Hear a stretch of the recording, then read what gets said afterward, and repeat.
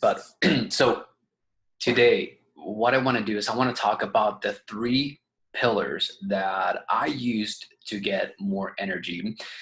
And this is pretty cool because in this episode, what I want to talk about is I want to give you a few of the lessons that I first started to apply when I first started my journey. These are lessons that I learned from brewing beer, and this is going to help you understand how I started to put some of these pieces together, how energy started to make sense to me, and how I basically just followed what I consider to be essentially common sense just because of what I had seen through the brewing process that helped me get more energy. So the very first thing that I want to talk about and I want to share, and I'm curious to know how many people go through this where you're experiencing debilitating fatigue, you're experiencing just, being tired all of the time and thinking that the reason why you're tired all the time is because of your thyroid. I'm curious to know how many people who are watching or maybe listening to this on my podcast or watching the replay, how many people think that the reason why you're tired is because of your thyroid? And the reason why I asked that question is because that's where I started. Okay, when I first started my journey, I thought that a lot of my issues were thyroid related. I thought it's like, oh, if I could only get my thyroid function, to go up, if I could only fix my thyroid essentially, then I would get more energy. If I can get my thyroid to work again, then I'd be able to like lose weight, right? There's all these thoughts that I had. And I think it's important for me to point that out because most people that I talk to that want to get more energy have no idea, okay, no clue that your thyroid doesn't really affect your energy levels as much as you think. Usually when you are tired all the time, what is going on isn't necessarily a poor thyroid function. It could be, but that's secondary. If you have no energy, really what you need to be paying attention to is your mitochondria function, because it's your mitochondria that produces energy. And so that's basically what I'm going to be talking about today. And the three pillars that I'm going to be walking you through is basically, hydrate, hydration, basically water and minerals, vitamin D, right? That's pillar number two. And then pillar number three is basically mitochondria function. Okay, these are basically the three things that I focused on. And if you want to get more energy, these are the three things that you want to focus on. Okay, so hydration, vitamin D, and mitochondria function. So let me start out with water. Okay, and the cool thing with water, again, the reason why this made sense to me was because I was a beer brewer. Okay, that's how I started. And as a beer brewer, essentially what I saw was a series of things that they work the same way in the brewing process as they do, in our body. So, for example, one of the first things that dawned on me when I was looking into gut health was, number one, I realized that 80% of your immune system is your gut, right? Your gut flora, which is essentially probiotics like yeast and bacteria. These probiotics, the yeast and bacteria, are the same probiotics that we use to make fermented foods and beverages, like beer. That's basically what I used to make, right? Beer, and I used brewer's yeast, which is a probiotic. Now, when I would brew beer, water is important in the brewing process, okay? And one of the first things that I would do with water is I would go out and look for the city, the city quality report, the city's water quality report, basically trying to figure out what kind of contaminants are in the water, because if it has contaminants like chlorine, chloramine, fluoride, lead, or other toxic waste, then that would affect the yeast, right? And so it dawned on me, and I started to basically say to myself, like, why would I drink water that I can't use for brewing beer if it's going to affect the same probiotics, right? The probiotics in my gut are the same that I use in the brewing process, right? If that water affects the brewing process, I'm pretty sure that it affects my gut flora. That was my thinking process, right? And so that's when I started to look and pay attention to the quality of water that I was drinking, right? So that was like one of those first lessons. And it's part of, me understanding water and hydration and how our body uses up water. The second one was, water and minerals, right? So I talk a lot about water and minerals, whether it's magnesium or solate salt. Basically, what this is what I saw in the brewing process was, again, if I take grains, right, malted grains, malted barley, my job as a brewer is to basically soak those grains and convert the starch into sugar, meaning digest starch into sugar. That's basically what I'm doing. And the way that I would do it is by basically adding water to it, right? It has to be at a certain temperature, 150, 152 degrees plus or minus. And then what would actually start that enzyme activity, the digestive enzyme activity, is the minerals. So if the water that I was using to brew beer didn't have minerals, I wouldn't be able to mash the grains, is what they call it, which is basically just saying digesting the starch into sugar. So basically kickstarting the digestive process. Okay, that's what minerals do when exposed to, when you expose grains to, water and minerals, it starts the digestive process. So then I started thinking, it's like, wait a second. So that means that when I eat food, right, when we all eat food, what's going to start that digestive process is going to be water and minerals. And so that's when I started to look at my diet and say, wait a second, I don't drink enough water or minerals. And it started to make sense why I was having all of these digestive issues, why I wasn't digesting food properly. I started to realize, wait a second, I'm dehydrated. And this is one of the reasons why all of these other issues that I'm seeing, that's where they're coming from. So alongside with that, this is where, again, looking at the brewing process, I started to understand how people become dehydrated. Okay, one of the things that I saw brewing beer was that, I would brew about 5 gallons at a time, and I would use about 6 pounds of grains and about 10 gallons of water to start. And initially, I would basically soak the grains in water, right? 10 gallons of water. And in that process, the grain will absorb water to rehydrate, right? There's a process called hydrolyzation, which is just basically hydrating. It's the starch soaking up all that water so that it can convert the starch into sugar. By the time that process is done, I lose about a third of that water, right? So I would have about 6.6 gallons of, sugar water basically coming out of, that kettle. And then I started to think about it. It's like, wait a second, if I eat starch, right, if I eat a piece of bread, that starch needs to be hydrated in order for it to be digested and broken down into sugar. And so it started to dawn on me, it's like, if I'm eating, bread, like say pizza, or bread in like a hamburger, or, a sandwich or a sub, that's when I started to understand that eating that, and if you don't drink water and minerals with that, what the body's going to do, the body's basically a salt water bag. And so if you're not drinking water and minerals with your carbohydrates that are, devoid of water and minerals, the body's going to source out that water and the minerals from your own body. And so in that process, you become dehydrated. Okay, so notice how all of these little pieces of the brewing process started to teach me about the importance of keeping the body hydrated, how the body becomes dehydrated, and what begins to happen when you don't hydrate your body. So the last thing that I'll leave you with as far as water goes is that water, okay, it's hydrogen, oxygen, right? H2O. If you look at your mitochondria function, okay, the way that your mitochondria produces energy is it uses hydrogen and oxygen. Okay, there's obviously a much more complex process to this, but essentially it's a ion exchange, and it uses hydrogen and oxygen to produce energy. So water is essentially like that main raw material that your body needs to produce energy, right? So this is why with all of my programs, okay, with everything, the very first thing that I suggest people get started with is drinking more water. Because number one, it's more than likely that the reason why a lot of these issues start to begin with is dehydration.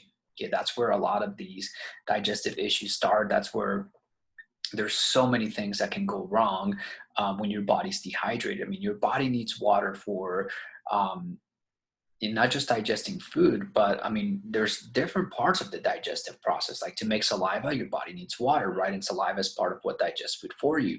Your stomach acid, okay, your body needs water to make stomach acid. Okay, so if you're not drinking enough water, your body's not going to be able to make enough stomach acid. Your stomach needs to be protected from its own stomach acid. It needs to build a lining, right? A lining around the stomach, and it needs water to make that lining. Once food goes past your stomach, it needs to be neutralized, because if it just leaves the stomach with all that acid is way too strong. It can pierce through, the tissue of other organs, and so that's where the pancreas comes in. Pancreas basically puts out a alkaline, bicarbonate kind of solution, watery solution, and again, it needs water to make that solution to neutralize stomach acid so that it can go into your intestines. And then once food is in your intestines, it needs water to push it through, because your intestines are basically kind of like squeezing food through, kind of like a toothpaste, tube. Like you're just kind of like squeezing it out. That's what your intestines are doing, but it can only do that if there's water in your food. So if your food is too dry, okay, if you're eating a lot of bread and you're not drinking any water, and you're not like hydrating that bread basically becomes stuck, and that's basically where constipation begins, right? So again, that's a dehydration type of problem, right? So you're starting to understand and see all different ways that not having enough water, okay, in your diet can affect your overall digestion and energy production, because at the end of the day, the food that you're eating needs to be broken down into nutrients, and those nutrients are delivered to the cells of your body. Those cells, inside of the cells, that's where your mitochondria lives.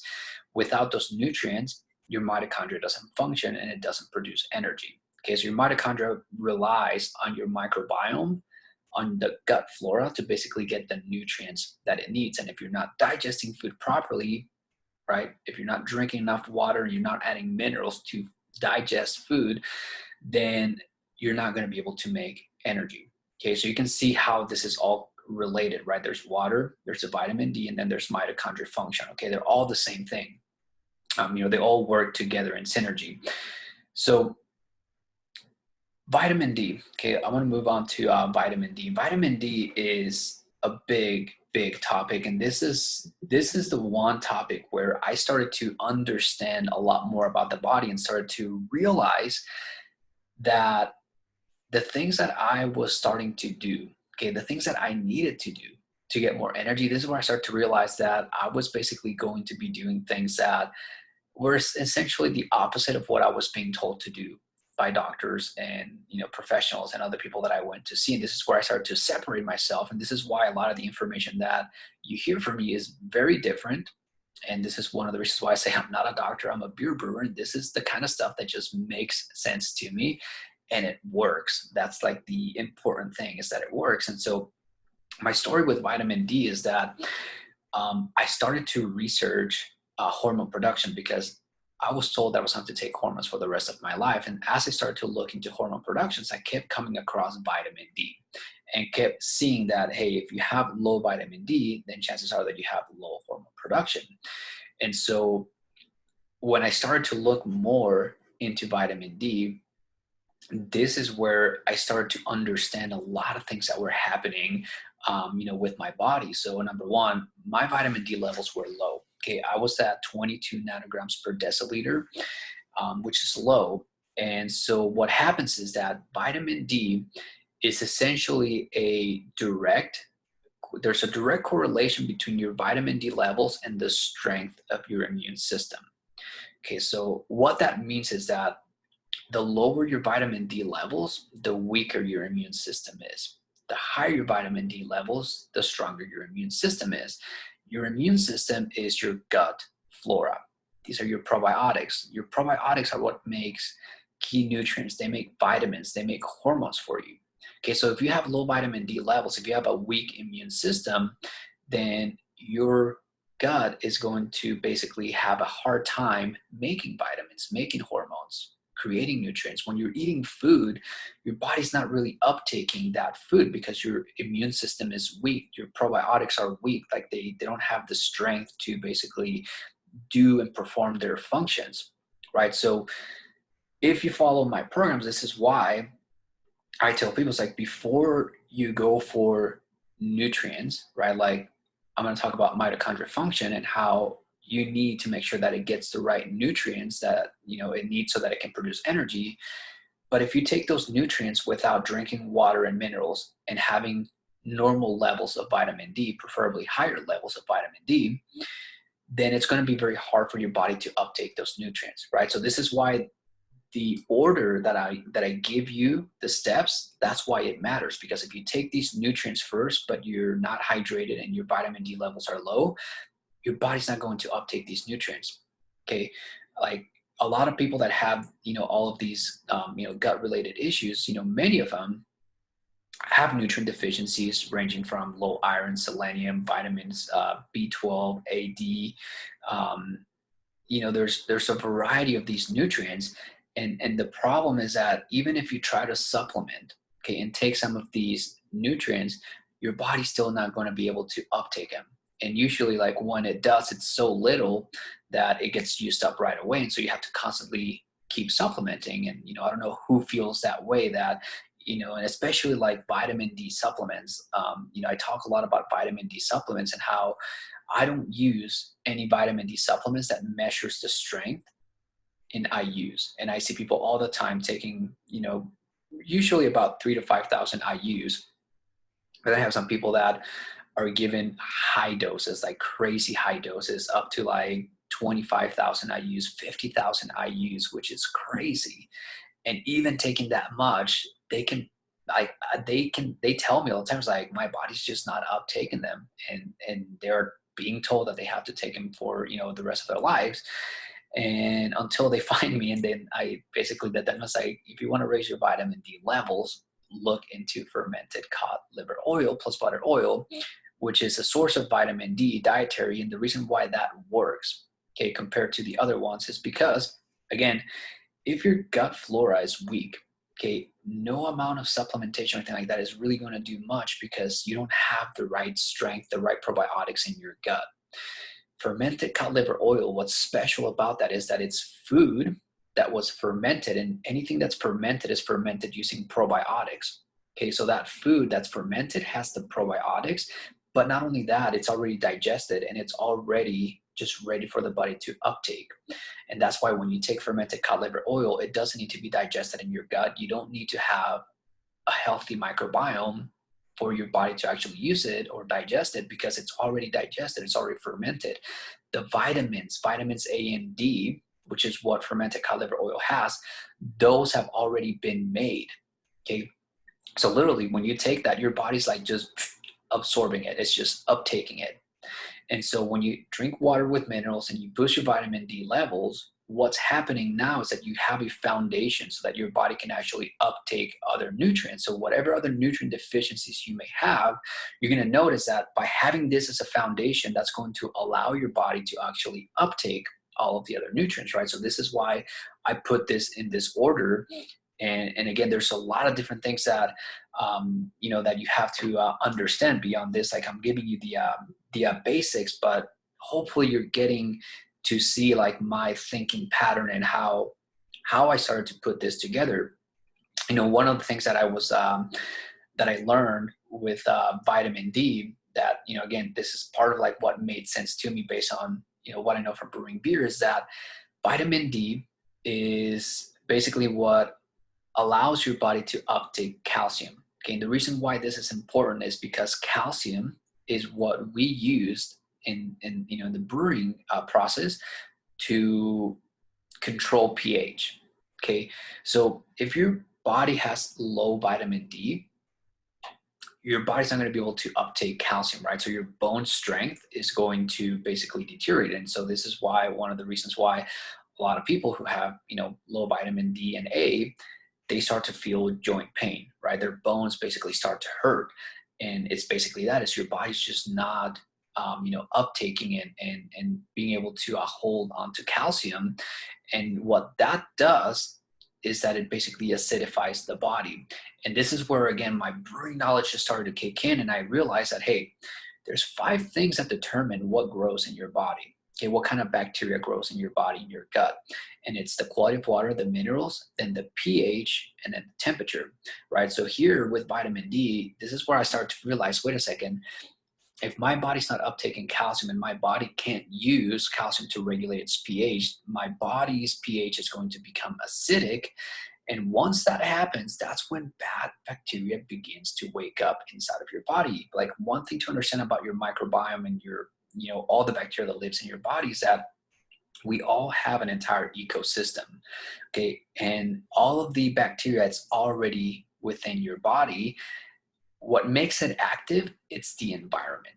Okay, it's not like you get some sort of bacteria from the outside that just magically makes it into your body. I mean, that can happen too, but for the most part, you already have a lot of the bad bacteria, whether it's yeast candida, H. pylori, like all of these bad things that you may be told, or maybe you don't know, but some of the things that you may have going on in your gut, a lot of that isn't necessarily something that came from the outside. It was already in there, but the environment, right? As your body becomes acidic, as you dehydrate, as you demineralize your body and your body temperature drops, all of those things combined give growth to certain types of bad bacteria.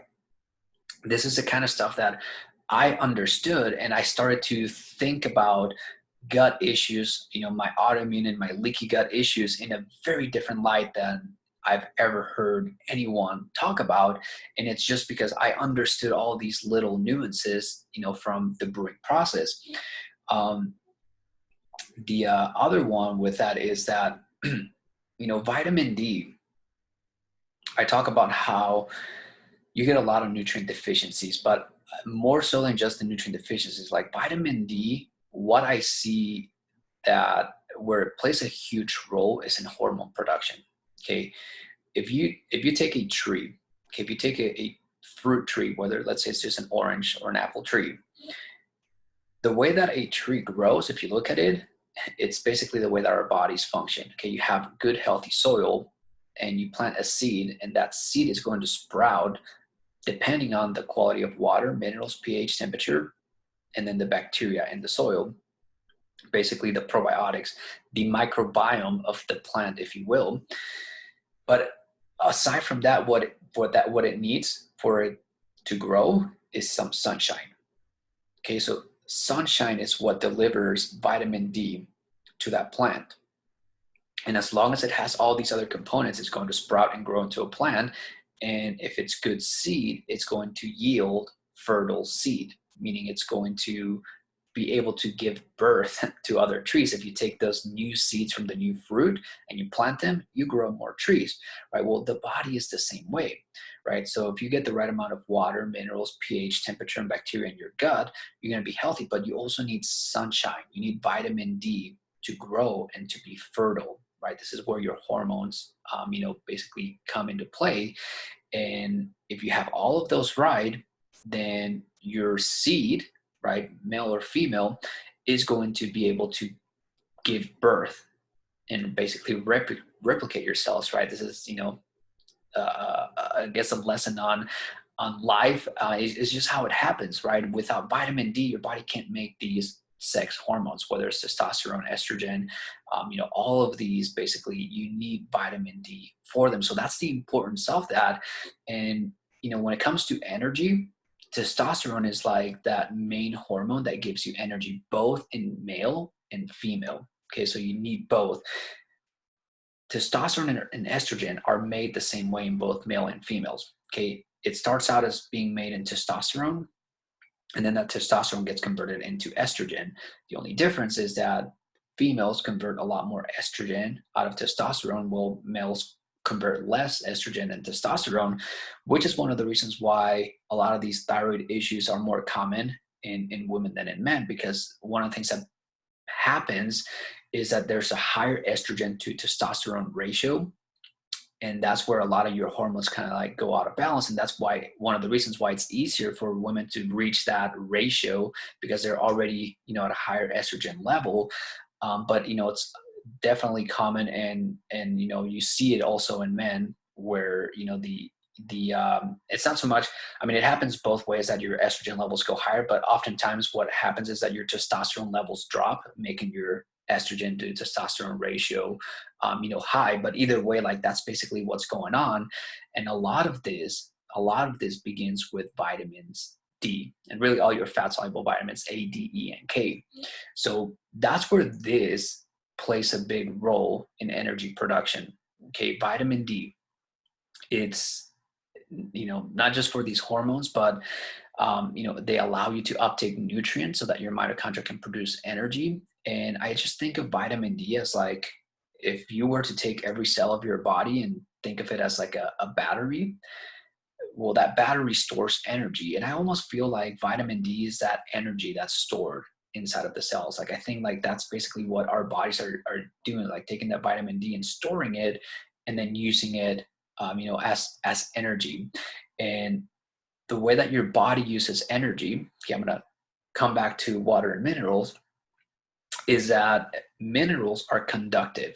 Okay, so if you take a battery, for as an example, a battery just stores energy, but the way that you use the energy from that battery is that you connect some sort of conductive material like a copper wire, and connect the positive to the negative, right? And that's how you basically get the energy flowing, and you're able to use that energy. But it's by whatever's touching that conductive material, that's what gets powered up. Okay, but you need that conductive material. That conductive material is things like copper, zinc, right, magnesium. These are your ionic minerals, and this is one of the reasons why, if you look at the minerals that I share, it's ionic magnesium with trace minerals. These are conductive minerals. That's what they do, is they allow you to use the energy that your body is producing. So you have to be able to produce the energy, store the energy, and then use the energy. And that's the role of water, minerals, and vitamin D. So the last one that, the third pillar is basically mitochondria function. Okay, and so now this is basically, right, I've been talking primarily about your gut microbiome, but all of that works with your mitochondria. And your mitochondria are basically the little organelles, is what they're called. Think of them like, like you have all these cells throughout your body. Inside of that cell lives a little organelle, which is kind of like, think of it as like the cell's organs, like the liver of the cell kind of thing. There's like a little organ, mini organ. That's what the word organelle means or stands for. It's a tiny little organ. That is basically what's making energy for you. And one way to think of it, it's almost like a different type of bacteria. It's basically what it is. It's like a living creature. And so it requires an environment for it to thrive, right? So optimizing your microbiome is, in a way, just like optimizing your microbiome. Okay, it's just like cleaning out your gut, feeding your gut. That's basically what you're doing, but now you're doing it at a cellular level. Okay, and so the principles and the things that I do to improve mitochondrial function are essentially the same as what I do to my microbiome, but I'm targeting the cells instead of my gut. And that probably is like a more advanced topic, but essentially what I want to get at with this is that every type of bacteria that you have, all probiotics, they're going to need the right type of water, quality water, amount of water. They're going to need minerals. They're going to need the proper pH, temperature, and they rely on bacteria. Okay, they don't work on their own, right? So that's where your microbiome comes in. It's like there's bacteria that gives nutrients to the mitochondria, and without those nutrients, the mitochondria wouldn't be able to function. One of the main nutrients is coenzyme Q10. Okay, coenzyme Q10 is basically, I think of it as like the switch. Okay, if your mitochondria doesn't produce energy, right? If there's toxins basically attacking it so that it shuts down, coenzyme Q10 is that nutrient that it's almost like a switch that you flip on and it powers back on your mitochondria. Okay, so that's one of the main nutrients, but it's not the only nutrient that you need. Okay, it's just the main one that most people become deficient on. So if you're just tired all the time, chances are that you're deficient in coenzyme Q10, not the only thing that you're deficient on. So that's I want to make that clear, because I don't want people to think that, oh, if I just take coenzyme Q10, then I'm going to be good. No, coenzyme Q10 is just one of the things. You also have to make sure that you have the right levels of iron, manganese, zinc, um, copper, vitamins B12. There's a whole other variety of nutrients that your body needs, your mitochondria needs. And so that's basically part of it. And that's really what I teach as far as like the beginning phase, because your mitochondria, much like your microbiome, it's going to need to go through phases. Okay, you got to nourish it first. You got to give it the nutrients that it needs so that it can actually live and survive. And then you're going to go through a phase where you're going to clean it out. Okay, you got to clean out your gut. You got to clean out all of your organs, basically all of your filters, like your liver, your kidneys, your lungs, your lymph system. All of these systems, they need to be cleaned. And so that's basically phase 2. And then phase 3 is more about balancing things. It's about getting rid of any kind of like bad bacteria that may be in the environment, whether it's your mitochondria or your microbiome.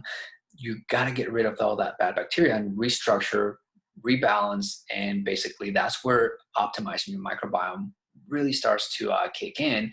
But that's step 3. You don't do that until after you clean. Okay, and cleaning isn't a overnight thing. It's not a 1 week thing. It's not a 1 month thing. It's multiple months, usually about 4 to 6 months, and even beyond.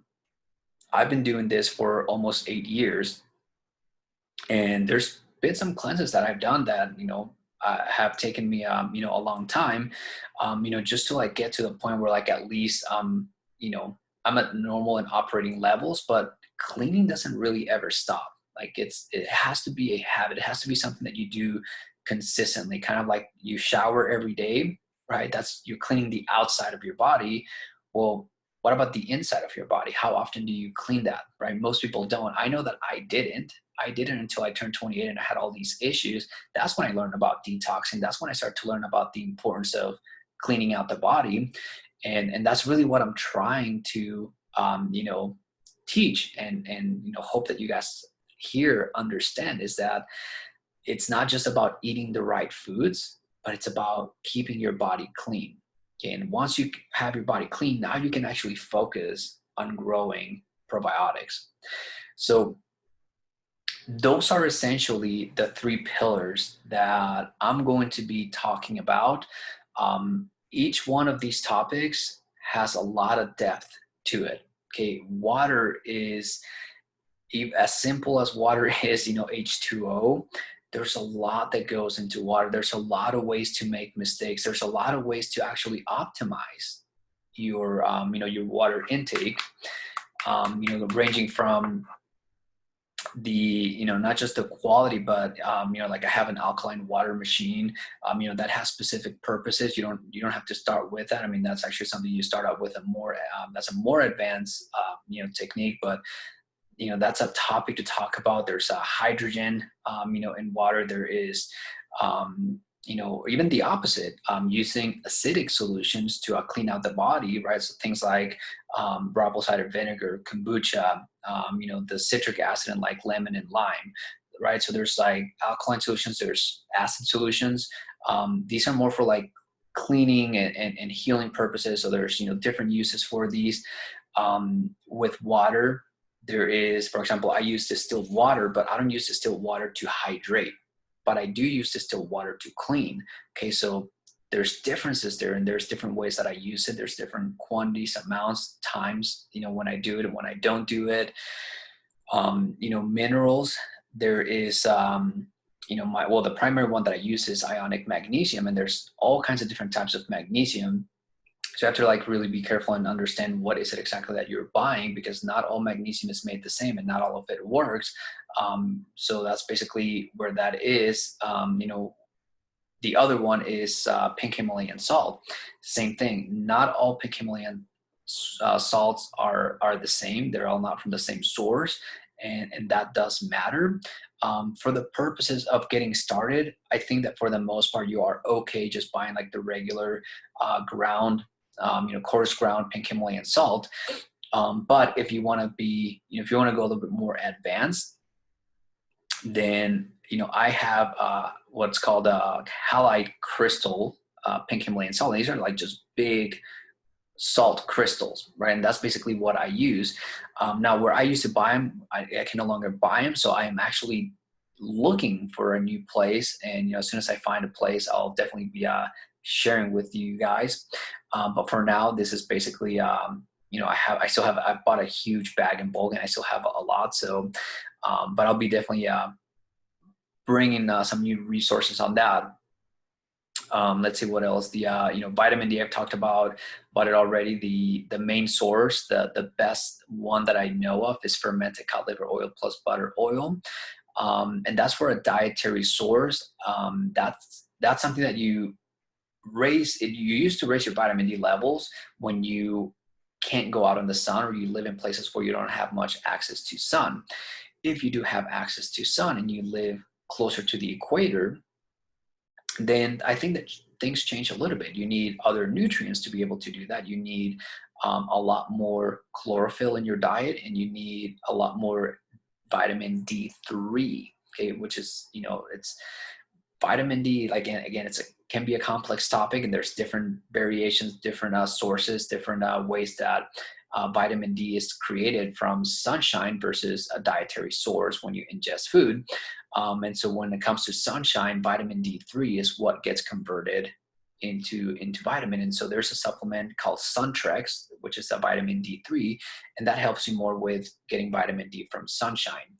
Fermented cod liver oil doesn't help you necessarily with sunshine vitamin D, but it just gives you vitamin D, through the dietary source. So that's basically the difference. And the story that I tell on that is basically fermented cod liver oil is what people in the northern parts of the world, closer to the poles, and I don't know about the southern part of the world, that they have these kind of traditions, but they would use fermented cod liver oil as a source of vitamin D because they don't get much access to sun, right? So that's where these traditional foods and fermented foods, come into play.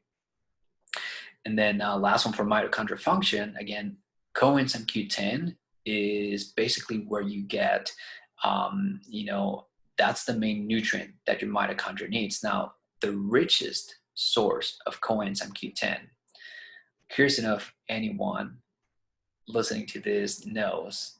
So I'll give a couple seconds and ask and see if anyone has any idea what the richest source of coenzyme Q10 is. And I did not, I had no idea, about this. But, something I do want to talk about, because even though there is, there are different sources for this, not all of them are the same. And I can tell you that the richest source is basically coming from beef organs. But it's not all beef organs. The one that has the most is beef heart. Now, when I was going through this, I basically had a hard time digesting food, digesting protein. So I couldn't really, eat some of these foods. So I actually started out with a plant-based coenzyme Q10. Just like a lot of the foods that I ate in the beginning were plant-based. I did a raw vegan diet for about 9 months because I couldn't really digest anything else. And and so I mentioned that because even though beef heart may be like the richest source, it's not always the best place to start, right? Some people may take that and it may be too strong. It may cause a detoxification effect. And so I think that a better place to start if you have a lot of gut related issues is basically a plant-based coenzyme Q10, right? And that's one of the reasons why I include a plant-based in my energy blueprint, which, by the way, I'm updating as as we speak. So I'm putting a lot of thought into this, and this is one of the reasons why I'm doing this, this training, because it's going to help me put thoughts out there and put my ideas out there so that I can rewrite this energy blueprint.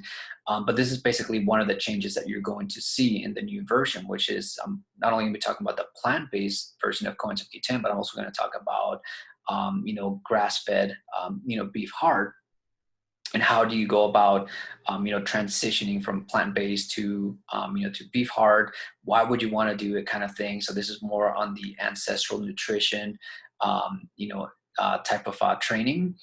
But I think it's going to be very, very important for you to understand if you want to get more energy, because this is how you feed your mitochondria. Okay, so this is where all of this is going. So all that being said, I hope that you guys got value from today's training on, basically everything that I've done to produce more energy. So what you've learned is that if you want to get more energy, the three pillars that you want to focus in is you got to hydrate. Okay, to hydrate, you got to pay attention to the quality of water that you drink and the minerals in your water.